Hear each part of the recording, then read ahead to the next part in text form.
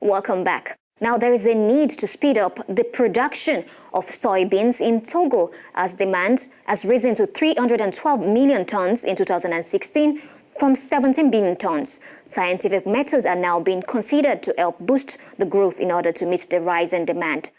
Bridget Ugwe and Elvis Bo with the details.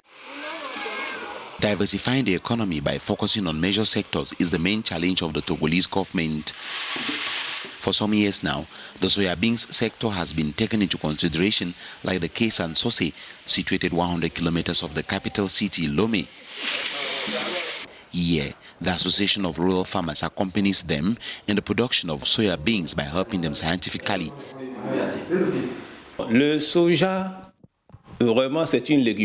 Soybeans is really rich in nutrients for men and also important for the ecosystem, animals, etc.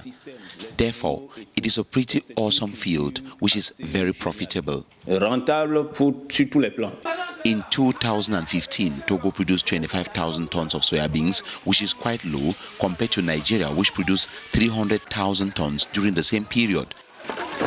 It is therefore necessary to speed production, especially as the demand for soybeans has moved from 17 million tons in 1950 to 312 million in 2016. Another area of interest has been the industrial transformation of soybeans with the emergence of other products like grains, gari, and milk. Economies have called on Togo to protect its market so as to be able to survive competition. You see, in Togo, 1 out of every 2 persons are relatively poor. So if people have to buy and local prices are higher than those of imported products, consumers will turn towards foreign products, and that wouldn't be good for Togo's economy. Last month, Togolese President Faure Gnassingbe inaugurated a soybeans transformation factory with a production capacity of about 6,000 tons per year.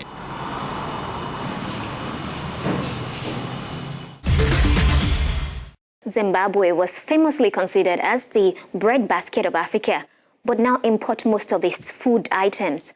Recently, the government implemented a 15% value-added tax on basic foodstuffs, which took effect on Wednesday.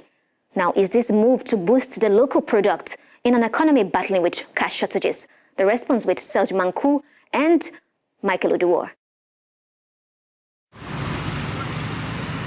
Zimbabwe has started levying a 15% value-added tax on basic foodstuff, the government said, dealing a further blow to cash-strapped consumers already battling to survive in an ailing economy. The tax affects meat and staple foods such as cereals, rice and potatoes. The move comes at a time when Zimbabweans are faced with unemployment of over 90% and rising level of poverty. The country, once considered the breadbasket of Africa, now imports most of its food after the agricultural sector was brought to its knees by the seizure of the white-owned commercial farms under the President Robert Mugabe's administration. In 2016, the government banned a range of food import from the neighboring South Africa in a bid to boost the local market, which is battling cash shortages. The VAT announcement was slammed as anti-people by the opposition Movement for Democratic Change, MDC, which predict a sharp increase in food prices. It will be difficult for us to be able to enjoy eating meat each and every time.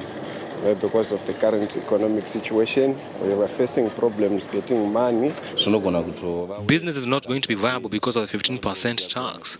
There's a lot of nutrition in meat, so it means health-wise, consumers will be negatively affected as they won't be able to afford the meat.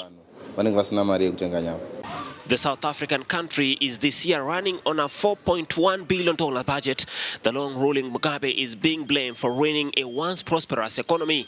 Mugabe, who has been in power since 1980, turns 93 later this month.